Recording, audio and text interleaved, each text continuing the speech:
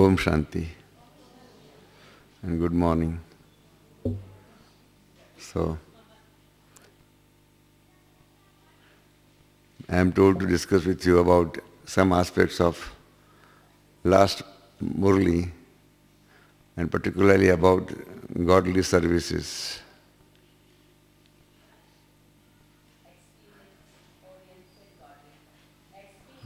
I know it. There are 8 varieties or 8, I mean 4 couples, so to say, of varieties of services. The first one is, that is what in 63 Baba said in his Murli, Sakar Murli. Once, one fine morning, Baba said in his Murli that godly service is going on at a bullock cart speed. He wants godly service to be or to have jet speed. So that is the first variety, bullock cart speed and jet speed. Second variety is labor-intensive godly service and capital-intensive godly service. Third variety or third bunch is message-oriented godly service and experience-oriented godly service. The fourth one, which is not yet taken up, the fourth one is peacetime godly services and peaceless time, that means godly service through the troubled times, godly services. So these are these 4 varieties, so to say. The first one was, as I said, you see, discussed by Baba in 63. He said in his Murli that I don't have any child who is my right hand and who can speed up this godly service from bullock cart speed to jet speed. And I was at Bombay at that time, and I wrote to Baba that, Baba, this is not fair. You are criticizing us, you see, this is not fair. Because in our institution, we all have to obey divine instructions. We have to fulfill divine directions and all those things. And everything we do is based on your directions. Whatever ways and means of godly services that you have told us, that you have taught to us, we are implementing. So, up till now, if godly service is going on at a bullock cart speed and not at jet speed, it is not our fault. It is on account of directions so far received or instructions so far received or methods so far taught to us by you.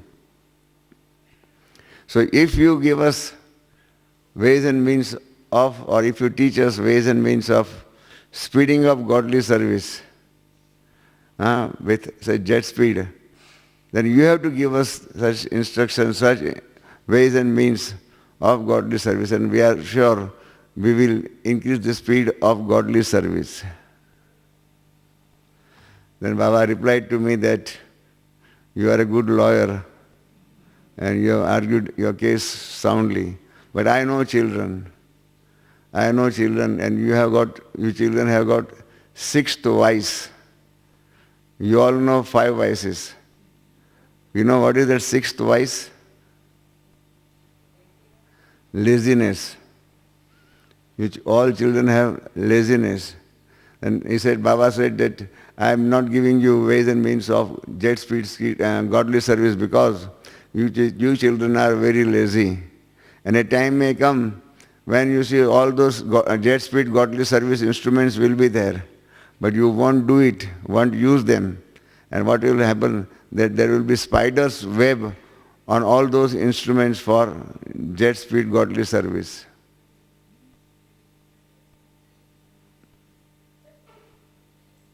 So I wrote back to Baba. Then I said, Baba, what you wrote to me, is it a blessing or a curse? I don't know. And I gave an example from Ramayana. Those of you have studied Indian philosophy and Indian scriptures, they might be knowing one incident. I don't know, I think most of you may not be knowing Ramayana.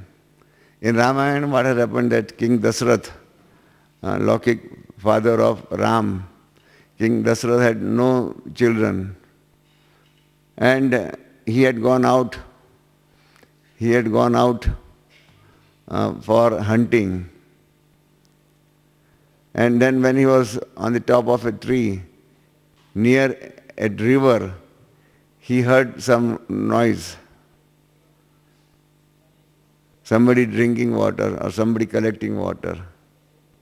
So he was an expert, and so he threw his arrow in that direction. And unfortunately it was not one animal who was drinking water, but one young boy had come there to collect water for his parents. He was taking his parents on a pilgrimage, and his parents wanted to drink water, and therefore he came to this river to collect water. And this arrow struck him, and he shouted, "Oh God, oh God." And then Dasrath realized that he has made some mistake. Instead of killing an animal through his arrow, he has killed one human being. So he quickly ran towards that river and found that young boy about to die. And he said, "Sorry, I killed you, unfortunately, without knowing. So what do you expect from me?" He said that, "Please take this pot of water, take it to my parents, they are there, and offer them water, and tell them that I have left this body, and see that my parents go on for pilgrimage, make some arrangements for their pilgrimage and for their safe return to their own homes." So King Dasarath, the father of Rama, took that pot. He went towards that place where those old parents of that boy, his name is Shravana, and he offers water. And then those blind parents say that, "You are not my child, who you are?" And then Dasarath reveals his identity. And he says that, "Unfortunately, I have killed your son. And your son has asked me to bring this pot of water, please drink it." The moment they heard these things, those two parents said, "We don't want to live in this world, we want to die. But before our death, we want to curse you. That just as we are leaving this body on account of separation of our child through you, we give you curse that you will also die because of separation of your child from you." So Dasarath replies to those parents, says that, "I don't know whether this is a curse or a boon, whether it is a curse or a blessing." So the old parents ask him, "How do you say that it is going to be a blessing?" He said that, "I don't have any child at the moment. At the moment, I don't have any child. If I die today, I will die without any child. But on account of your curse or on account of your blessing, I will have children.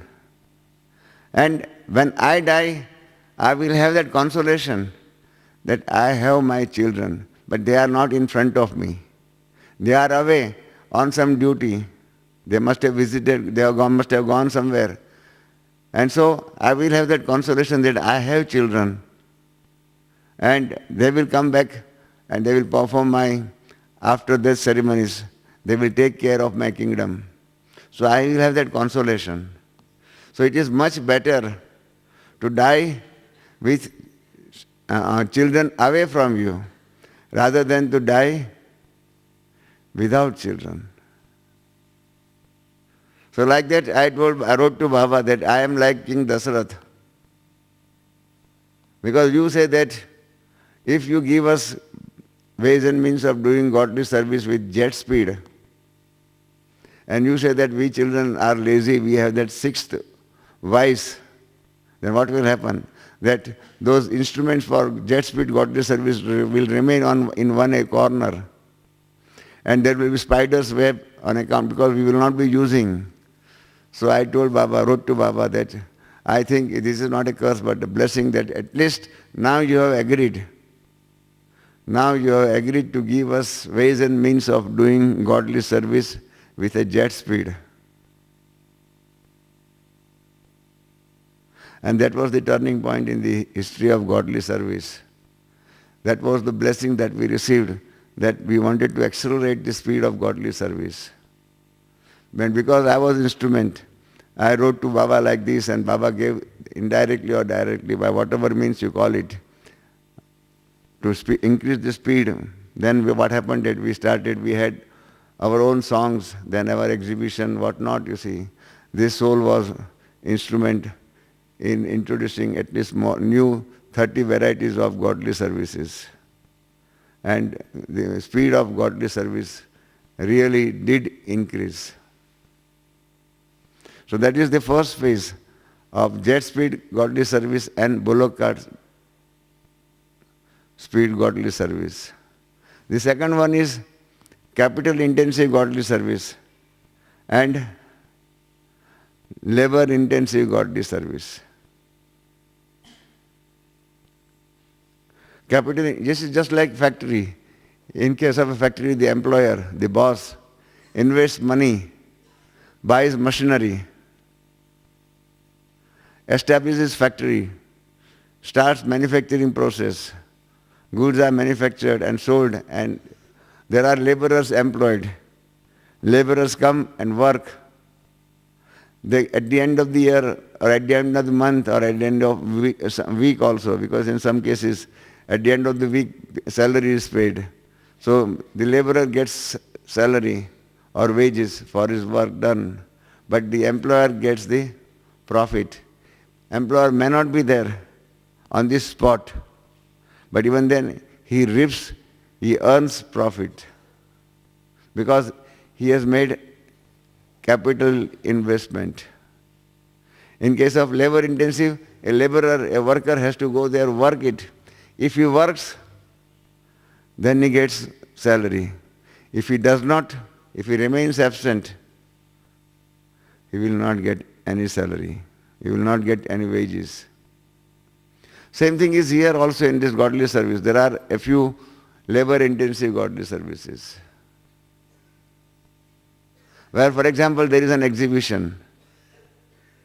If you go there and explain exhibition to those visitors, if you explain them, then there is some godly service done by you. You get some benefit, some profit, some positive result out of it, and you get some extra mark or for your godly service on account of explaining exhibition to those visitors.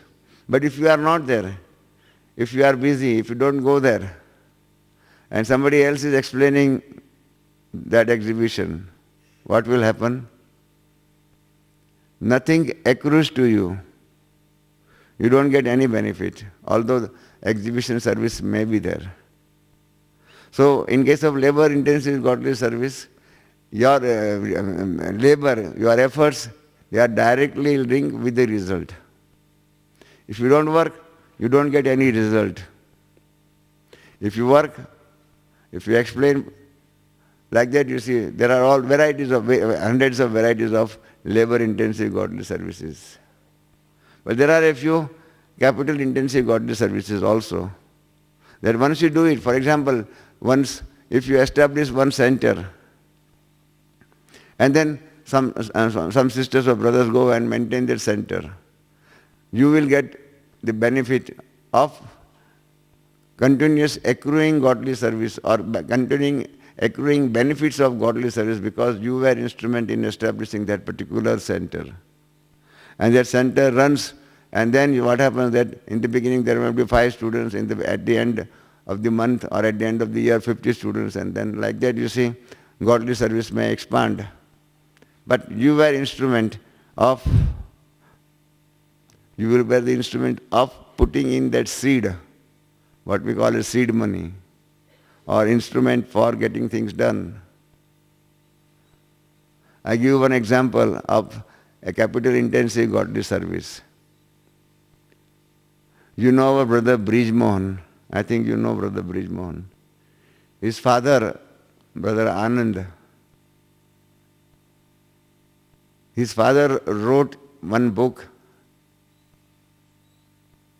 Peace of Mind, in Hindi. Man ki Shanti in Hindi, Peace of Mind in English, in 1958. That was the first book printed of this divine knowledge. He was the first author of a book of this divine knowledge. And that book became very popular, very useful, compact one, 32 pages. It was translated in many languages, including English also, in Gujarati, Marathi, and so many Indian languages. That brother Anand, that was Laukik father of brother Brij Mohan, died sometime in 1963. But his work of writing the book remained. The result, what happened, that still that book, as on today also, it is being printed, it is being sold. And there are a few very good examples of a result of that book. In 1992, for example, I went to one center in India.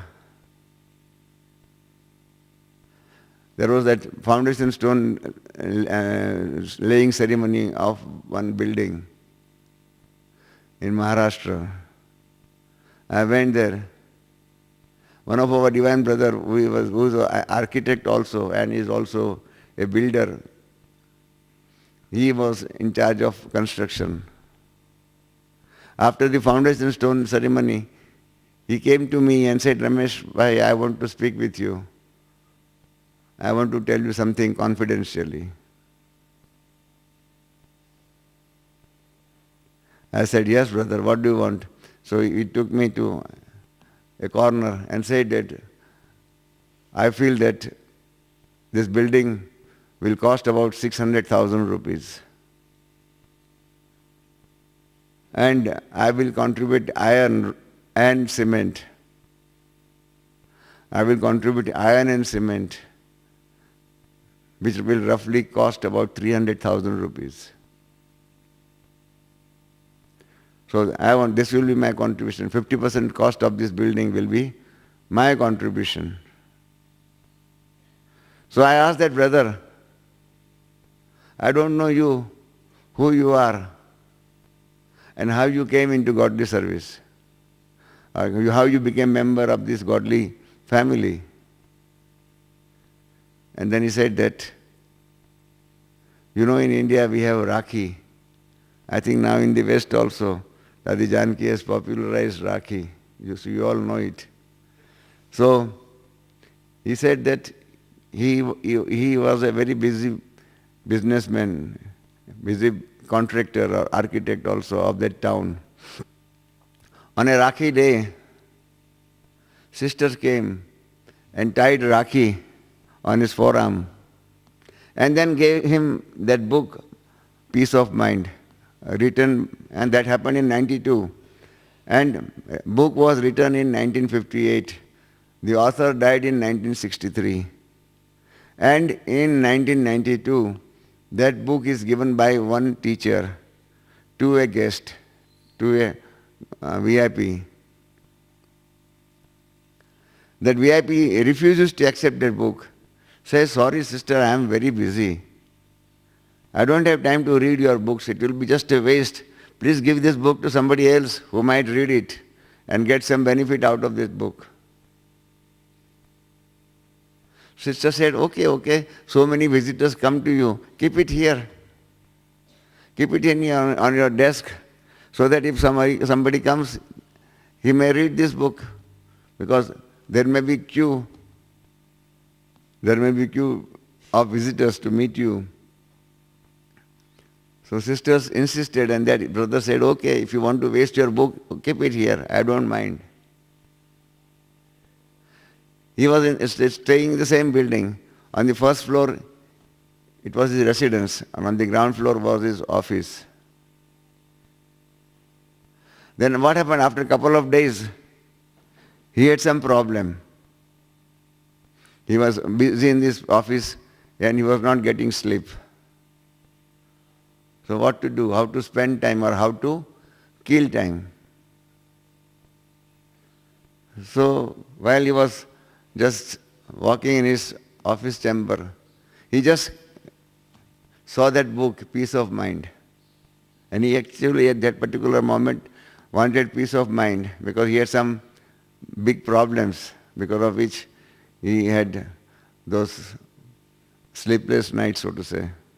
So he took that book and went to his bedroom and started reading the book. He started reading the book. And while reading the book, he got sleep. Because of Peace of Mind book, he got peace of mind. And he got sleep. So next day morning he was fresh and then he realized that by reading that book he got peace of mind. So he thought that let me take this knowledge. So this reading of the book Peace of Mind was the starting point of his reading or getting this knowledge. He telephoned sisters that you told us that there is 7 days course. How can I undertake this 7 days course? Sisters told him that you have to come to the center for 1 hour a day for 7 days and we will teach you 7 days course. He had his own ego.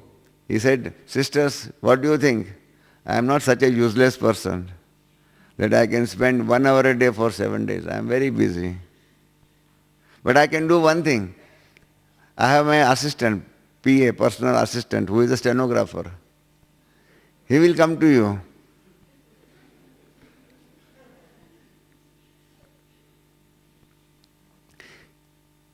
He will come to you. You give him knowledge. He will take your dictation of your knowledge. He will write it in his shorthand. He will type that thing, your knowledge, and give it to me, and I will read that knowledge. His typed notes. So sister said that something is always better than nothing. Sister said, okay, send your PA from tomorrow. So next day, his PA went there with his, stenographer's book. So he started taking notes. Sisters, you might not have got that experience of giving knowledge to a stenographer and a stenographer taking notes of the knowledge. Have you got that experience? Is there anyone who has given 7 days course like this to a VIP through his PA, through his notes, typed notes? So daily for 7 days, you see, the stenographer used to be there. He used to take down notes. He used to type them and give it to his boss, and his boss could find time to read those notes. This is how he completed his 7 days course. On the 8th day, the boss, that engineer, and the stenographer both came to the class, and they became Baba's children. And so he told me that Because of that, since Rakhi Day, or since after a week of Rakhi, or so to say, after a fortnight of a Rakhi, I have become Baba's child. And I now appreciate this knowledge. And I want to make my own fortune. And therefore I want to donate or spend 3,500 rupees. That is 50% of the cost of this building. And I will see that the building is constructed. I will act also as a contractor. So my question to you is that Brother Anand wrote his book in 1958. He died in 1963. But book written by him influenced that person to become Baba's child. He became Baba's child by taking 7 days course. And at the end of the talk, I would say that he agreed to spend 300,000 rupees for godly service. Don't you think that the author of that book will get some share of the fortune created by that expenditure of 300,000 rupees? What do you think? Book written in 1958, person dying in 63, and person reading that book in 1992 and agreeing to spend 300,000 rupees in 92. Don't you think that the author of that book will get some share? Whatever percentage, I don't know, that Baba knows. But I at least know one thing, that the author of that book will get some share. Am I right? You all agree? That the author of the book will get some share. Of course, teachers, sisters also will get some share and all those things are there. I don't have any doubt about it. But some share will accrue to that Brother Anand who died in 63 and godly service taking place on account of his book in 1992. Am I right? So this is what I call as capital intensive godly service. That you do something, with the result, what happens that becomes an instrument of godly service for years together. And you may be there, you may not be there. You may be alive, you may not be alive. But even then, godly service takes place through you, because of you. Because of you being instrument for that particular work or that particular center or that particular instrument. We don't know. There are so many varieties. So this is the second variety of godly service, capital intensive godly service and labor intensive godly service. Everything is essential. I don't want to say that this is required and this is not required. It's not like that. Everything is essential. We want capital intensive godly services, we want labor intensive godly services, we want also bullock cart type of godly services, we want jet speed godly services also.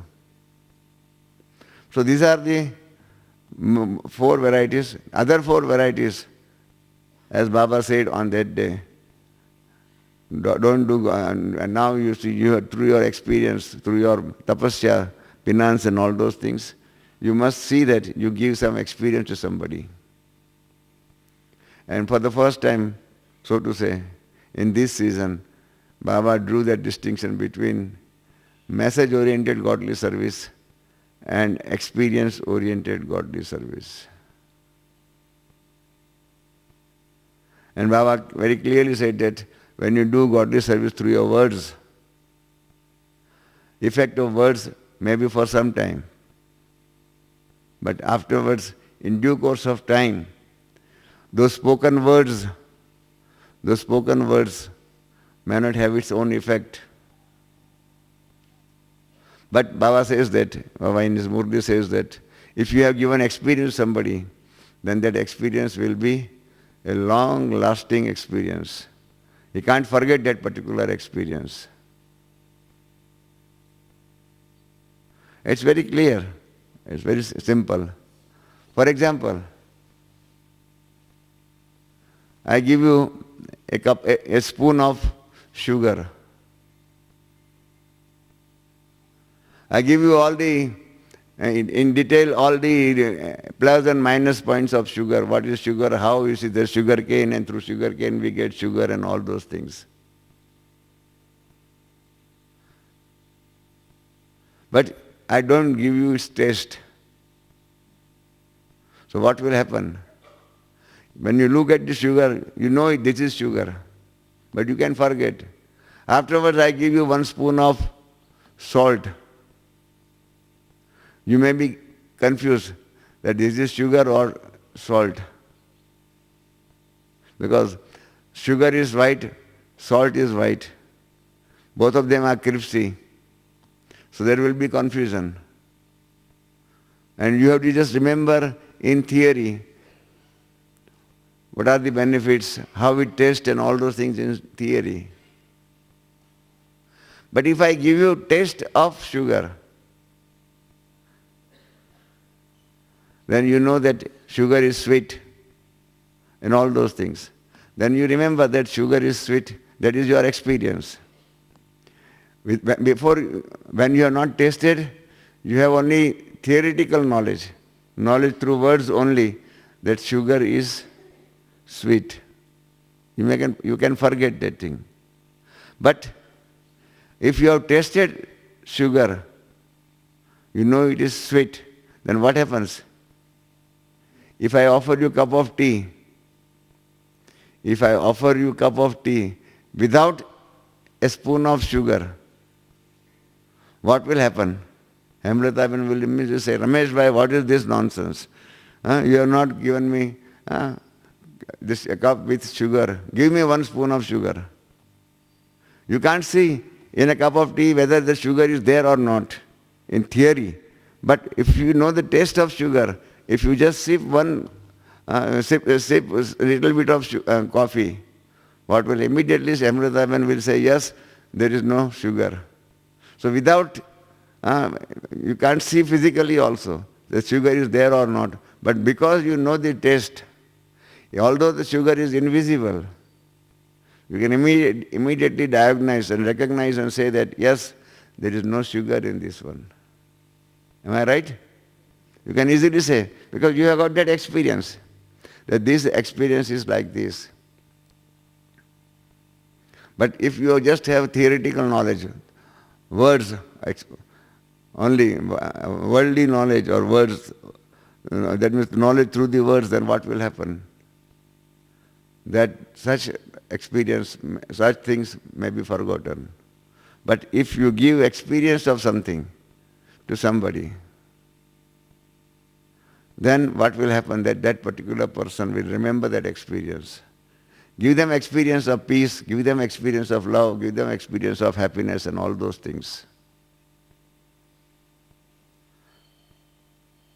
In one of early Murlis of Baba has said that in the world, people do not have that authority. In the world, people do not have that authority to give experience. You children only have that authority to give experience. Because you have experienced Baba, you have experienced God, you have experienced this godly knowledge, you have experienced Raj Yoga.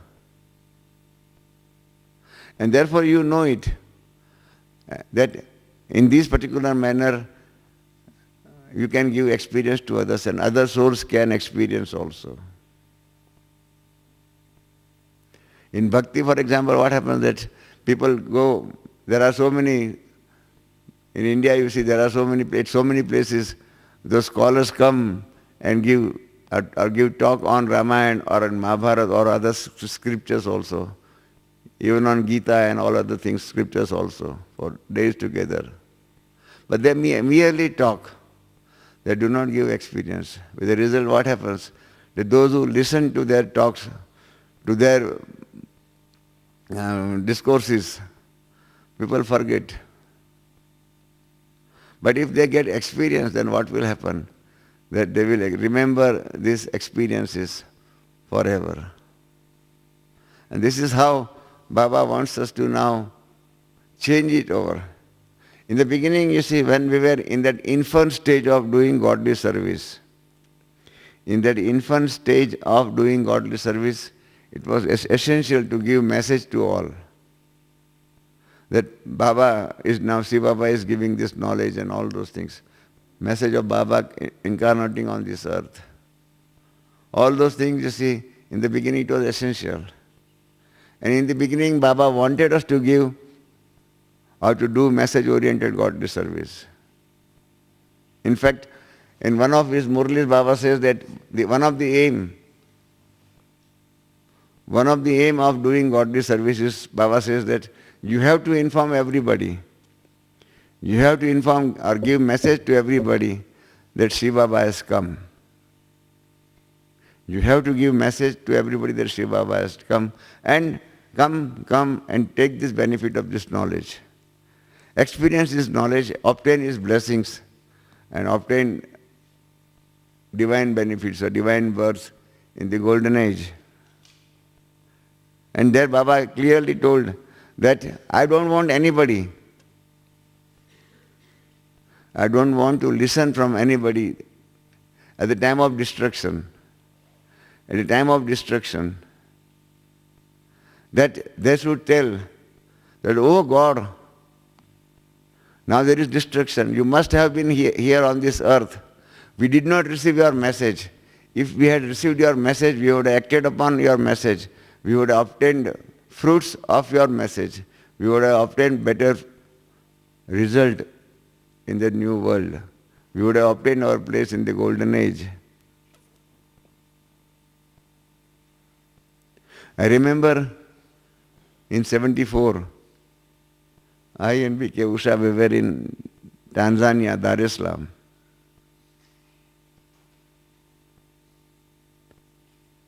And we gave message for about 1.5 hours of Baba's incarnation and godly service and whatnot. But in that function there was Deputy Mayor of also Dar es Salaam. Deputy Mayor of Dar es Salaam.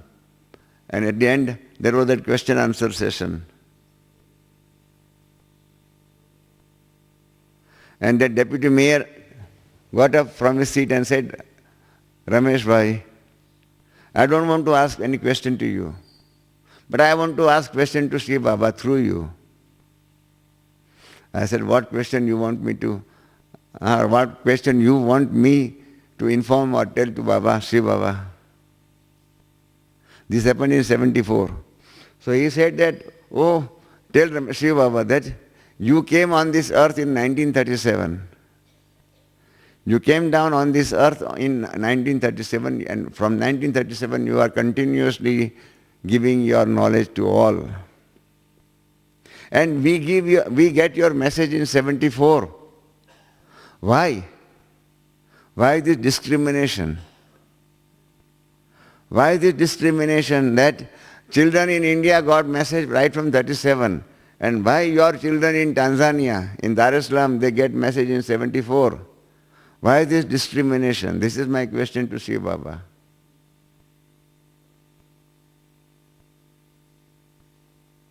You followed this question? That means we gave message to these people, you see, of Tanzania late in 37. And therefore I said, you see, Baba in Sakar Murlis and others, otherwise also has said that at the end of the day, that means by the time of destruction, I don't want anybody to say that, oh God, we did not receive your message.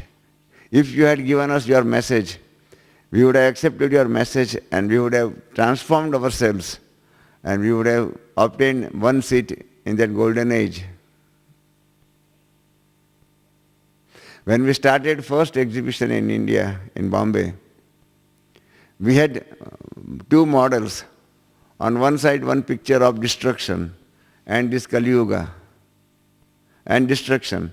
On the other side, golden age and picture of golden age, deities and all those things. And you know that how Brahma Baba also had first divine vision of this message of destruction and establishment of the new world.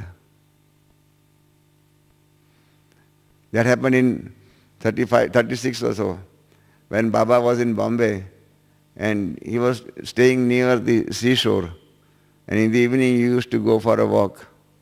While he was sitting on the beach, he had that divine experience, the whole sky in front of him, became big television screen, and he had that message. He saw that thing, destruction taking place, bloodshed and whatnot, people killing each other and all those things. And Baba got afraid. Baba said, "Oh, what is this going on? I don't want to see these things." And then he closed his eyes also. And then after a couple of seconds, you see that scene of destruction vanished from his eye, in front of his eyes. And then he saw establishment of the new world, angels coming down from the sky, and then angels playing the role of deities, and happy world. He liked it very much.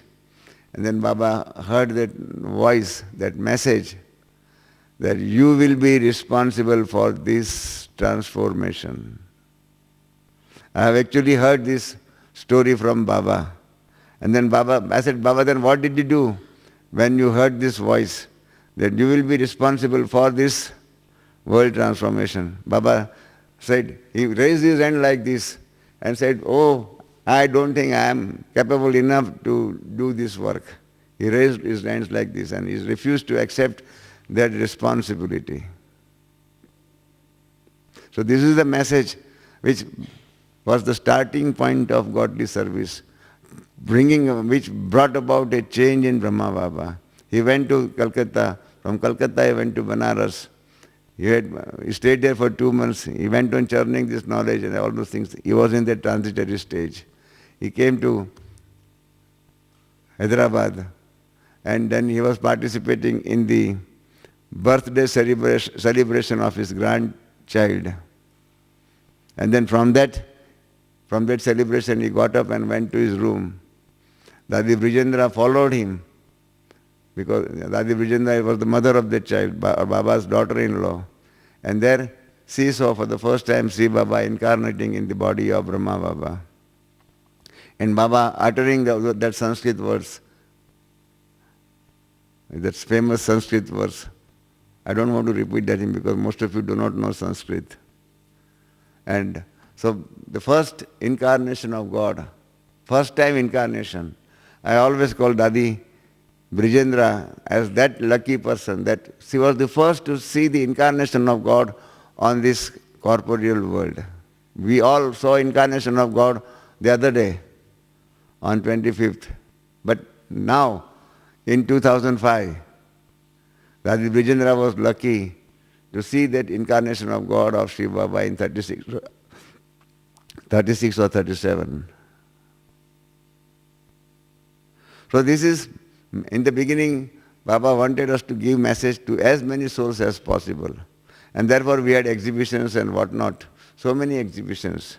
I think exhibitions were the best means of doing message-oriented godly service. We used to give messages. And as I was telling that when we had our first exhibition in Bombay,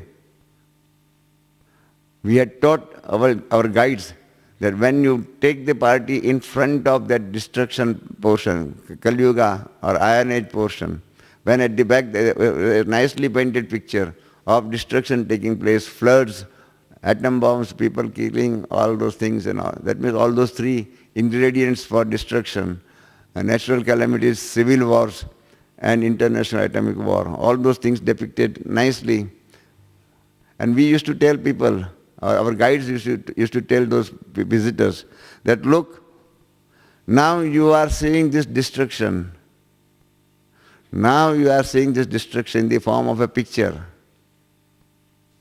For you, at the moment, this is not a reality. For you, it is not a reality at the moment. But a day will come when this will become a reality.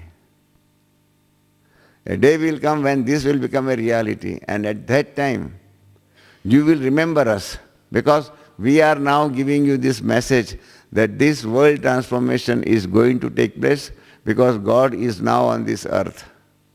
And if you neglect this message, then at the time of the doomsday, you will remember God and you will tell God that, oh God, we received your message. We received your message, but because of our laziness, because of our other shortcomings, we did not accept your message. We did not mold our life. And therefore, as on today, at the time of the destruction, we are going to leave this body without any good work done which can give us place in the golden age. So please remember this message, and please remember my name. All guides used to tell them their name. For example, if I am explaining that party, I will tell my name, that you will remember Mr. Ramesh, that you visited this World Renewal Spiritual Exhibition and you got message of Sri Baba. And at that time you will remember your mistake. You will repent for that. You will repent for that. Because next door, here is the golden aged world. And you will not be there in this golden aged world. This golden aged world will be in reality in near future. But you will not be there. Because of your negligence. Because of your non-acceptance.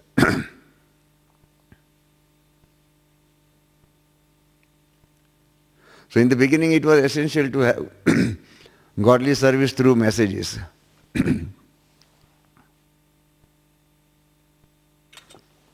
So Baba wanted us to give message to as many as possible. You have not seen Dadi Janki. In Bombay I have seen Dadi Janki speaking before a big audience of 3 people. Big audience of 3 people. And out of them, I was one of them. And there were 2 others only.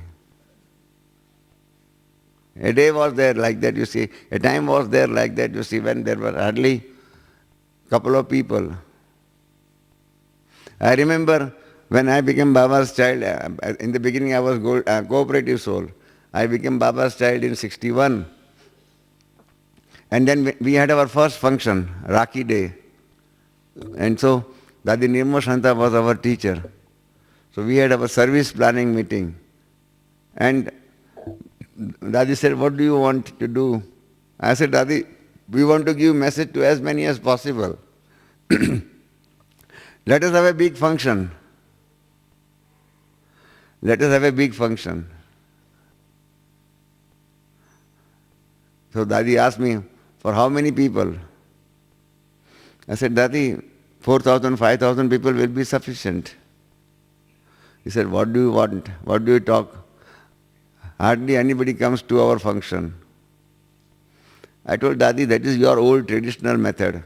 I know how to give message to everybody because I have got that experience. Baba has taught me. Because during that period when I was a cooperative soul, I was a general secretary of an institution where we used to do big functions, inviting 10,000, 15,000 people.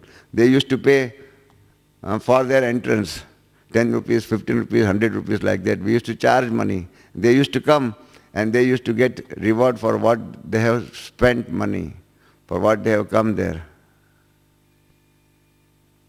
So I told Dadi that I have got experience that I can easily tackle audience of 5,000, 10,000 people. Dadi said, nothing doing. We will have a small function. We will take a small hall. Krishna. And Dadi said that nobody comes to our function. So I said, Dadi, I know how to give message and attract people. So Dadi said, okay. Dadi Nirmal Shanta said, okay. And then we printed our invitation. We said dramas, dialogues, songs and all those things. And at the end, we wrote discourse.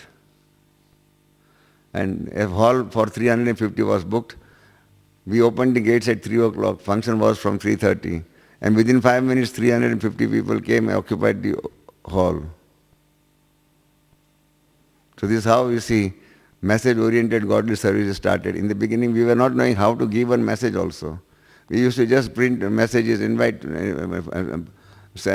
give flyers and all those things, but there was no regular method. In that first function, I wrote drama, In Search of God. Usha was our principal actress. It was really very nice drama. The audience enjoyed that thing. And so many times I say that I am the first Shakespeare of this knowledge. Because to present this knowledge in the form of a drama and attract people, give message to the people in the form of drama. This is how we see message-oriented godly service started in a big manner in 61 Rakhi time. So so exhibitions and whatnot, so many things started. Conferences also and all those things you see, I mean. But now Baba wants to give us, and Baba wants us to have that emphasis on experience. That experience we can give experience of peace. Baba says also, in one of his Murli, Baba said that if a person has desire to have experience of peace, and if you try to give him experience of love, that will not be accepted by that person. You will have to diagnose the need, the desire of that person. You will have to meet his challenge. You will have to meet his desire. You will have to fulfill his desire. Then what will happen? Then there will be that real experience. Otherwise, when he wants peace and if you want to give experience of love, he will not be, it will be just as electricity, 110 volts and 220 volts. There will be misconnection, wrong connection. So in case of experience-oriented godly service, you will have to find out what he wants and give him what he wants. In case of message-oriented service, we give what we want to give him. In case of experience-oriented godly service, we will have to give him what he wants.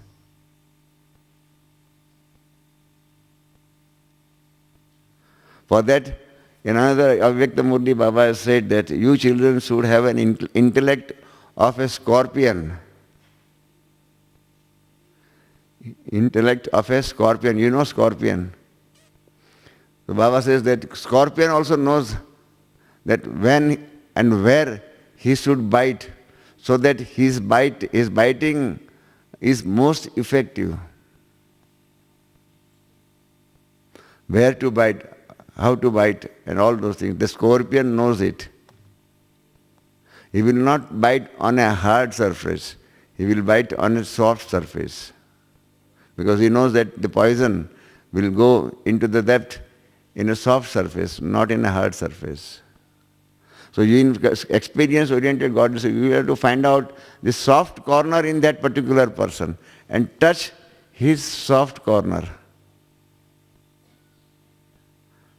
Everybody, we all have some hard corners and we all have some soft corners. Am I right? You just examine your own life and find out whether you have some preferences, some likes and some dislikes. Dislikes are your hard corners, likes are your soft corners. So find out those soft corners, what he wants, what he wants, and then give him. So and therefore what has happened that in this case now we have to act as doctors. Find out from what he is suffering. And give him that particular experience. And this experience can be, Baba has said in one of his Murli, that there can be 4 varieties of experience.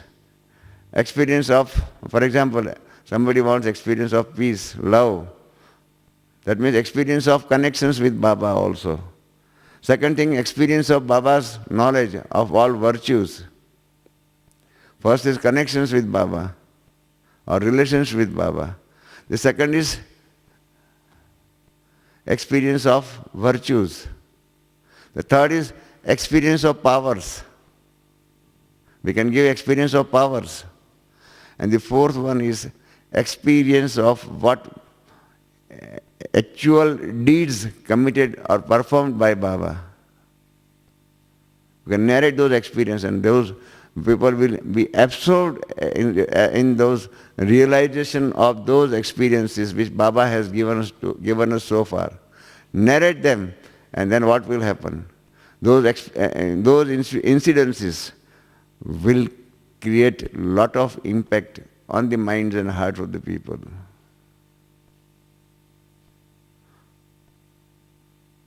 For example, virtues. Each virtue, you will have to find out how experience of each virtue can be given.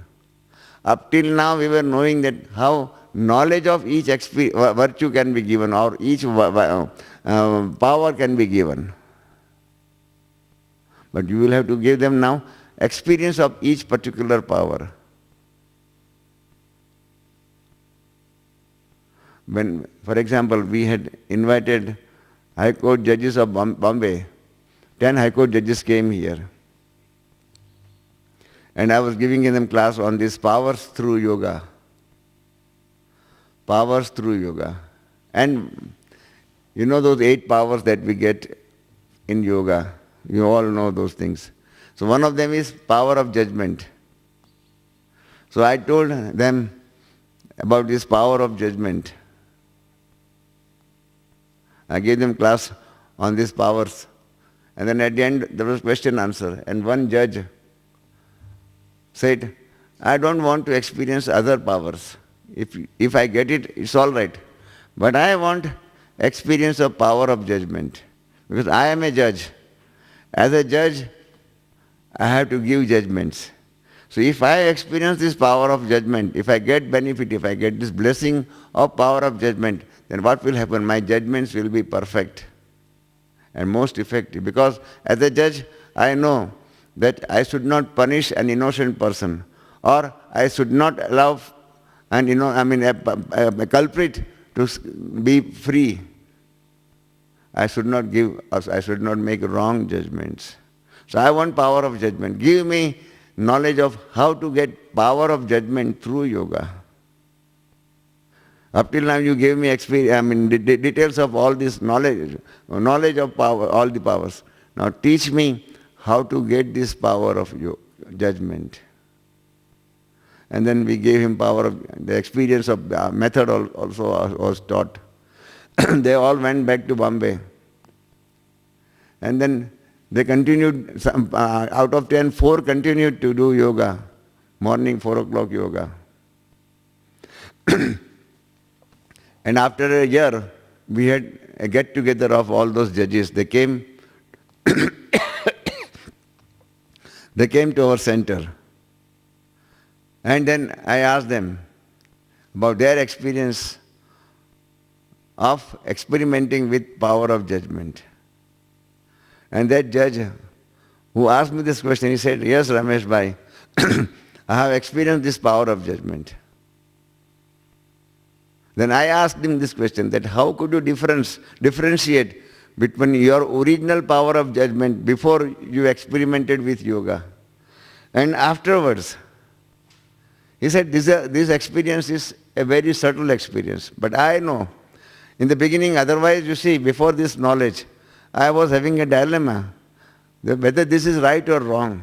Because sometimes the line of distinction between right and wrong is so thin, it's impossible to arrive at a right decision. We were having that lack of confidence that whether this is right or wrong. I don't know.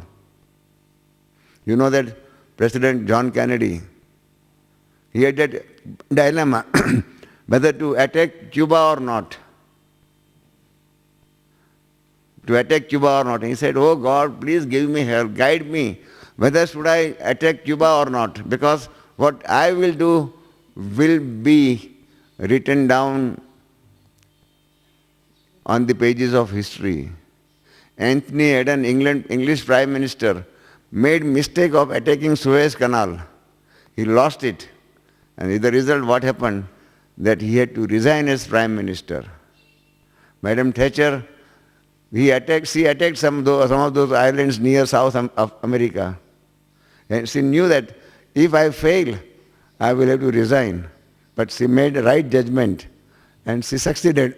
Anthony Eden failed and made a wrong judgment in Suez Canal attack and he had to resign.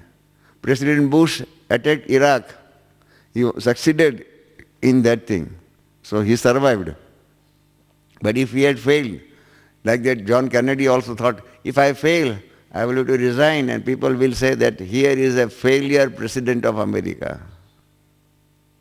So like that, you see, he said, that judge said, we always have to think whether I am giving a right judgment or wrong judgment. If I give a wrong judgment, people will criticize me. That here is a judge who did not know law. But he said that now I know that quality of my judgment, I know it. And I know that less number of people go in appeal against my judgment because they know that there are no chances of gaining positive result from this judgment. Whatever this judge has said, it will be reconfirmed in appeal. Therefore, don't waste money. So he said, formerly many used to go in appeal against my judgment. Now hardly a few, they go in appeal against my judgment. And the lawyers know that this judgment is a very sound judgment. So he said that my sound judgment is on account of my power of judgment. I daily in the morning try to catch that power of judgment from Shiv Baba. And I utilize that power. So this is known as experience-oriented godly service, where you see all these virtues, all these powers, all these connections with Shiv Baba, all those, for example, relations also. Each experience of relationship with Shiv Baba is different. If you remember Shiv Baba as father, and if you try to gain benefit from Shiv Baba as father, let me tell you very honestly, experience and the result of remembering Shiv Baba as father is entirely different from remembering Shiv Baba as mother. You experience these things and you will realize. And then based on that thing you can teach people that if you remember Shiv Baba as father in this particular manner, you will get this particular benefit, this particular experience.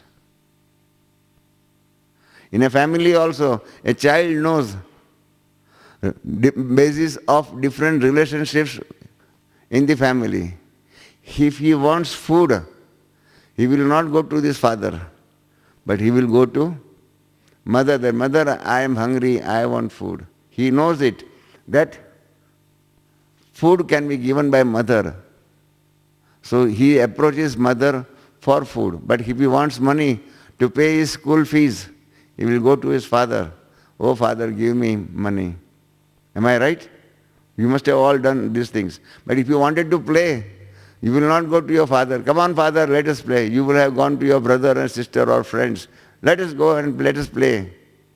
So if you want to experience play, you want to enjoy entertainment, all those things, you go to your friends or your brothers and sisters, not to your father or mother. And if you want to get something done, you order your servant that, oh servant, come on, polish my shoes. You know what the servant has to do, what your brothers and sisters have to do, what your mother and father have to do. So each experience of each relationship is entirely different. And find out what that particular person wants it. And give them, teach them that this is how you can remember Shiv Baba as father, Shiv Baba as mother, Shiv Baba as ocean of knowledge. I always write one article in each issue of Gyanamrit magazine. So the day on which I want to write article, on that day I remember Shiv Baba as ocean of knowledge. I remember Shiv Baba as ocean of knowledge and try to imbibe power of knowledge from that ocean of knowledge, experience of knowledge. And then what happens when I start writing my article, Baba's knowledge flows through my pen, through my words. And then what happens? I can write. People ask me, how do you write such beautiful articles? I said, it is because of power of ocean of knowledge. I try to catch that power of ocean of knowledge. If you want money, remember him as ocean of wealth. And I'm 100% sure you will get wealth. You will get money. If you want to experience of a brother, experience of a combined personality and all those things, each one of all those different relationships with God. First you will have to master all these relationships. You will have to master the method of experiencing those relationships and then teach people. And people will benefit from these experiences. They will experiment in their lives, and then what will be? There will be that experience-oriented godly service. The fourth one, because now it is 12:20. The fourth one, which is not discussed so far, is peacetime godly services and disaster time godly services. It's entirely new subject. Not much has been discussed on this subject. All our godly services at present, they are peacetime godly services. Exhibition, conferences, get-togethers, whatnot, all retreats, all those things, call of time, everything is peacetime godly services.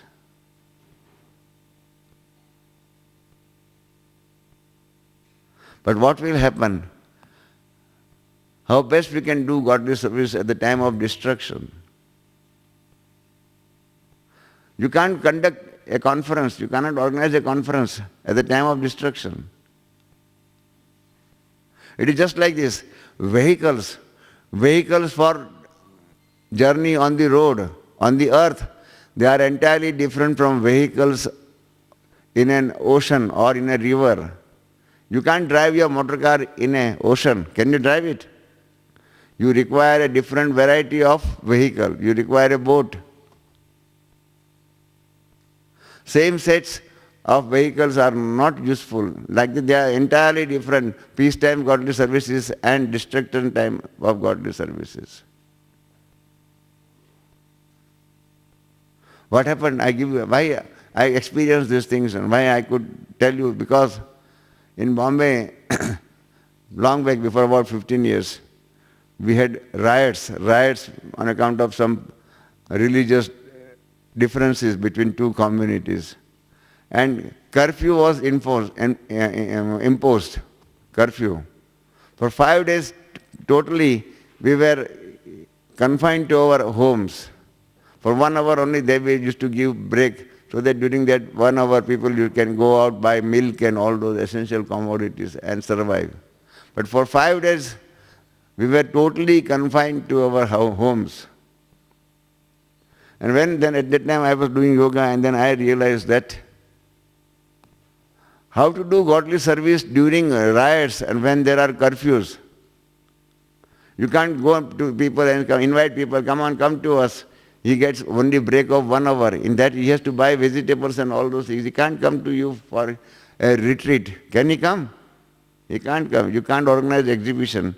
You cannot do anything else. Even normal classes are not possible.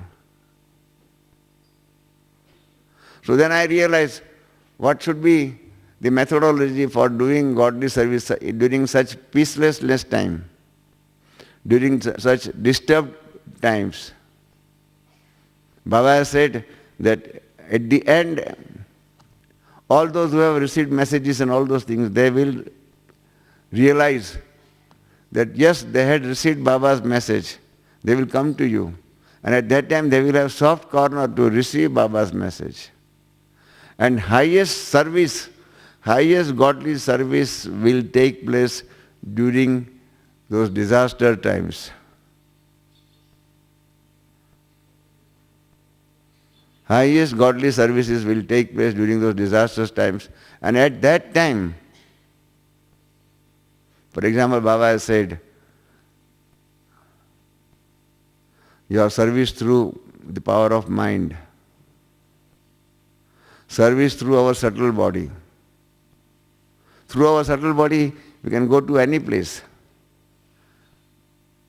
At the time of curfew and all those things, through your physical body you can't go anywhere else. But through your subtle body, you can go to any place and go to anybody and give them message of God. We all have experience of doing godly service through our physical body. You ask Dadi Janki when she comes, ask Dadi that please teach us this method of doing godly service through our subtle body.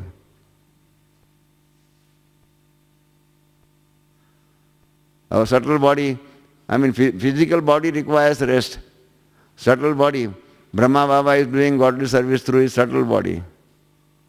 We all have our subtle body. Dadi Guldar, when she goes into trance, she says many of us. We are here, but she sees us there. in that subtle world. How? Because of our subtle body. Baba bringing up there into reality our subtle worlds, subtle bodies. And then Baba gives us questions also. Baba gives us, come on, do this particular exercise, do this work. And then what happens? Through our subtle bodies, we do our work there. Mind, experience, godly service through the power of mind. Experience through our subtle bodies. These are the experiences, these are the methods that will only be useful at the time of such disasters. And one who has mastered this art of doing godly service at the time of disasters, I tell you very honestly, will have the best fortune in the golden age. Because he will be doing maximum godly service. People who are dying at that time, but they receive message. They receive divine glimpses. They will receive blessings. Through your subtle body, you can give them experience, what we call as sakshatkar, divine glimpses. That is possible through your subtle body, through your power of mind, through your this disaster time godly services. And this art, now only you can learn, because now there is time to learn this disaster time godly services. At the time of disasters, you can't learn anything. Right now you will have to master this art of doing godly service through your subtle body, through your mind. Through words, you have got all the limitations. Brahma Baba had all the limitations because he could not go out anywhere else. Now he can go out anywhere else. When in 71 we left India, Baba said that he has made arrangements for everything. He has made arrangements for everything. What we have to do is that everything is ready. Just go on and switch on, and light will be there like that, switch on, and everything will be ready for you. He made, through his subtle efforts, everything ready for us. It was, I tell you very honestly, it was one of the most comfortable journey. First journey round the world. First delegation going out of India. But Baba made everything ready through his subtle powers. Everything ready. I don't have time to give you in detail all the details of our first first visit outside India. But I tell you very honestly that these subtle experiences, subtle services, which Brahma Baba is now doing, most of you got this knowledge because of these subtle experiences and subtle powers and subtle methods of Brahma Baba. Most of you are the creation of the mental services offered by Brahma Baba. Because in subtle services, there is no limitation, there is no bondage of body, there is no bondage of time. You can do unlimited godly services.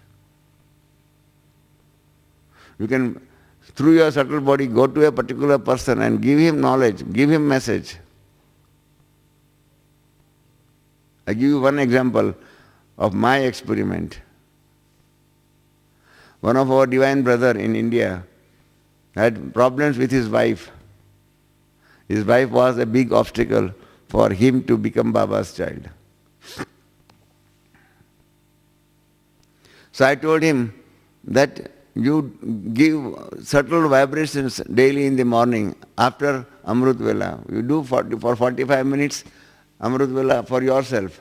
But give afterwards 15 minutes of subtle experiences, subtle vibrations, donation of vibrations to your wife.